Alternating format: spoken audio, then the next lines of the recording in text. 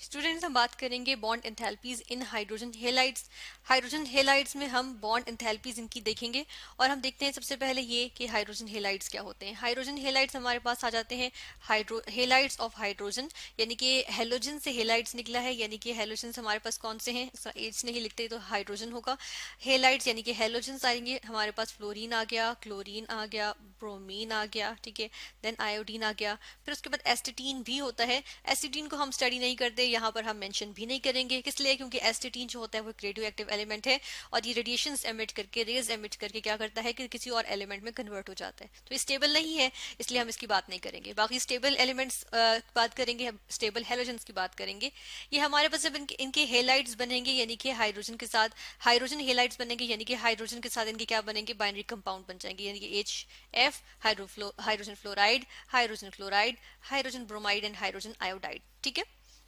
थोड़ा सा हम ठीक कर लेते हैं, यहाँ पे हाइड्रोजन ब्रोमाइड को हम ठीक करके लिखेंगे और ये हाइड्रोजन आयोडाइड आ गया।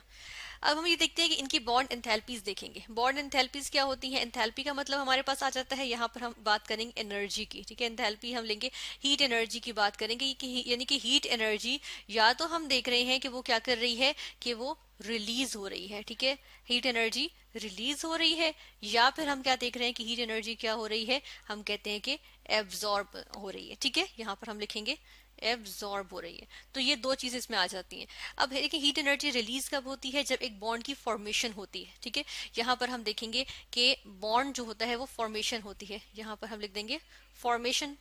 जब एक बॉन्ड फॉर्म होता है तो वो हीट रिलीज करता है, ठीक है। और दूसरी तरफ हम ये देखते हैं कि एब्जॉर्ब कब होती है, एब्जॉर्ब करनी होती है या एनर्जी होती है वो रिक्वायर्ड होती है उस वक्त जबकि एक बॉन्ड की ब्रेकिंग करनी हो, ठीक है, एक बॉन्ड तोड़ना हो तो उसके लिए क्या होती है, एनर्जी रिक्वायर्ड होती है, ठीक है। तो हम ये देख लेते हैं कि जब एब्जॉर्ब करनी होती है इसका मतलब है कि ये हमारे पास प्रोसेस कौन सा आ गया, ये हमारे पास एंडोथर्मिक प्रोसेस आ गया, ठीक है। और जो रिलीज वाला है ये हमारे पास क्या आ जाएगा, ये हमारे पास आ जाएगा एक्सोथर्मिक, यानी कि रिलीज हो रही है ना, तो हम कह रहे हैं कि रिलीज होने का मतलब है एक्सोथर्मिक प्रोसेस आ गया, ठीक है ना। अब हम ये देखते हैं बॉन्ड एंथैल्पी क्या है, या तो हीट एनर्जी रिलीज हो रही है या एब्जॉर्ब हो रही है। जब रिलीज उस सूरत में जब बॉन्ड फॉर्मेशन हो रही है और ब्रेकिंग होगी, अगर बॉन्ड ब्रेकिंग में हम स्टडी कर रहे हैं बॉन्ड एंथैल्पी को, बॉन्ड ब्रेकिंग के लिहाज से स्टडी कर रहे हैं, तो हम कहते हैं कि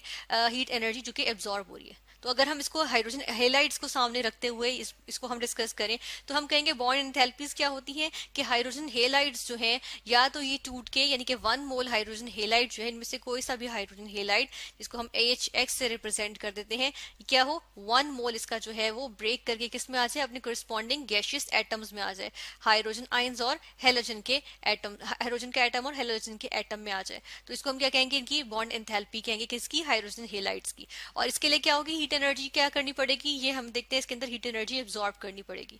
इसी का प्रोसेस का अगर उलट हम देखें, ये वाला प्रोसेस अगर हमने देखा यानी ऑपोजिट प्रोसेस देखना, तो इसके लिए हम कहते हैं कि एनर्जी रिलीज होगी, ठीक है। इसके लिए एनर्जी क्या होगी, यहाँ पर हम देखते हैं कि यहाँ पे एनर्जी जो है वो, यानी कि फॉर्मेशन के लिए, यानी कि अगर हम बॉन्ड एंथैल्पी स्टडी करें as release of heat energy when gaseous atoms of hydrogen and halogen combine to form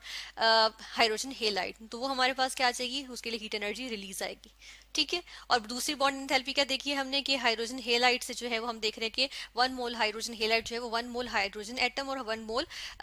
halogen atom जो है वो बना रहा है गैशियस फॉर्म में, ठीक है। तो हम वो कहते हैं वो हमारे पास क्या आ जाएगा, यहाँ पे हम कहते हैं कि एब्जॉर्ब हो रही है, ठीक है। तो ये हमारे पास बॉन्ड एंथैल्पी आ गई। अब इसके अंदर हम इसका ट्रेंड देखेंगे, एक ट्रेंड होता है जो कि फॉलो होता है इसमें, और हम देखेंगे कि डाउन द सीरीज जाएं हम, या हम कहते हैं डाउन द ग्रुप जाएं हम, तो हमारे पास इसकी वैल्यूज इंक्रीज करती हैं, हाइड्रोजन फ्लोराइड से जाते हुए हाइड्रोजन क्लोराइड, फिर hydrogen bromide, hydrogen chloride, then hydrogen bromide and then finally hydrogen iodide, या हमारे पास क्या होता है, इंक्रीज करती हैं। तो इसके लिए हम देखते हैं कि हमने जब ग्राफ देखा, ऑब्जर्व किया, एक्सपेरिमेंटल वैल्यूज लिखा, थ्योरेटिकली देखा, तो हमारे पास वैल्यूज कुछ इस तरह से आई।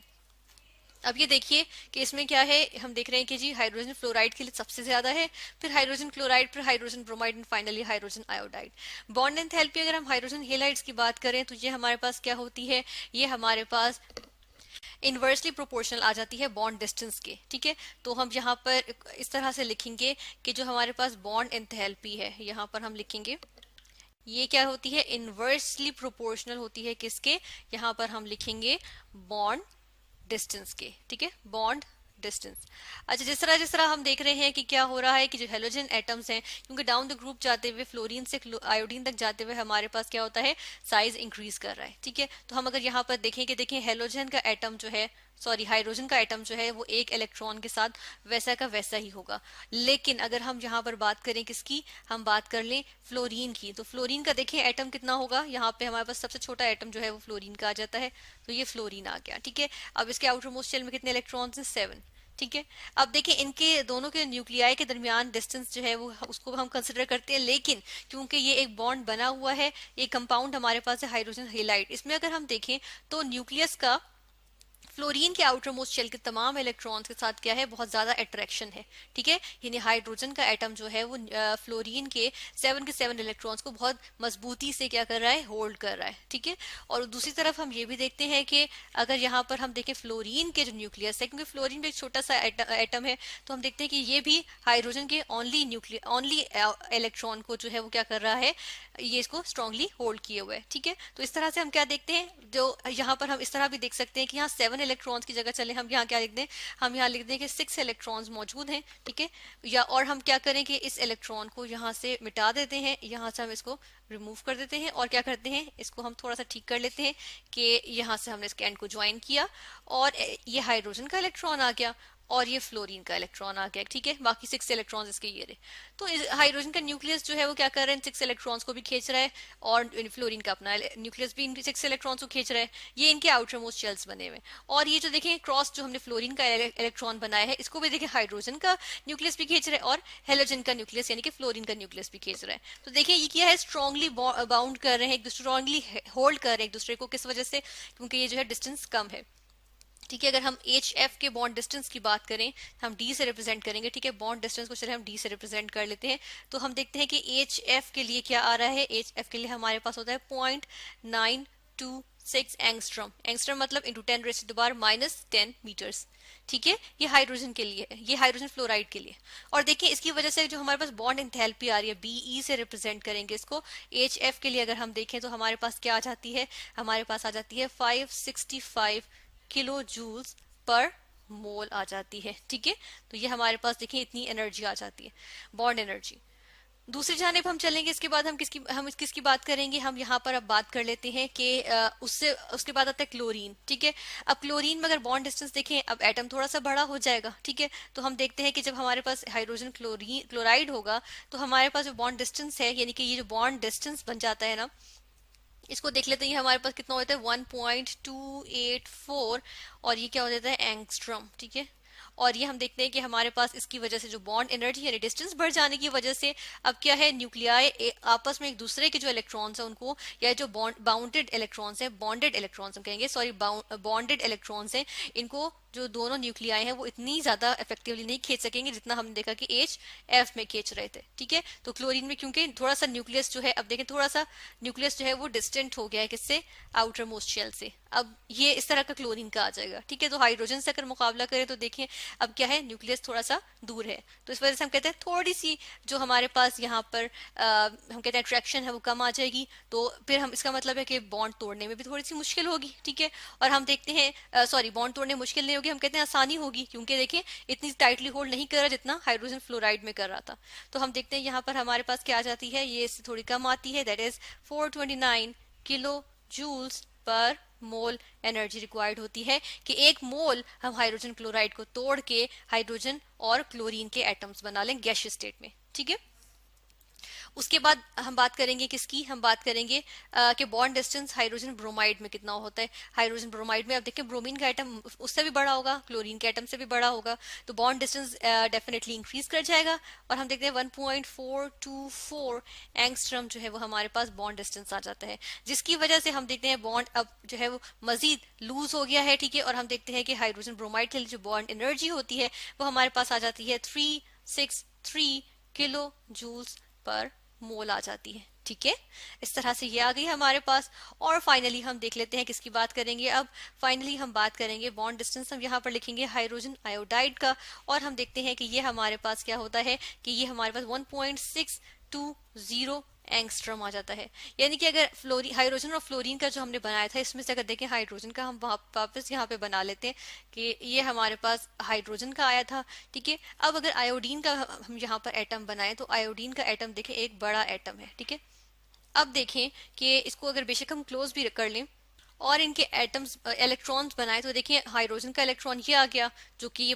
किस क्या कर रहा है, कोवेलेंटली बॉन्ड कर रहा है या शेयर कर रहा है आयोडीन के एटम के साथ। ये हाइड्रोजन है, ये आयोडीन है, और देखिए आयोडीन का ये आ गया, ठीक है। और आयोडीन के बाकी 6 इलेक्ट्रॉन्स यहाँ पर घूम घूम रहे हैं, ठीक है, ये आउटर मोस्ट शेल में। अब देखें बॉन्ड डिस्टेंस, एक न्यूक्लियस से दूसरे न्यूक्लियस तक जो डिस्टेंस है ये देखिए कितना ज्यादा बढ़ गया है अगर हम फ्लोरीन से मुकाबला करें तो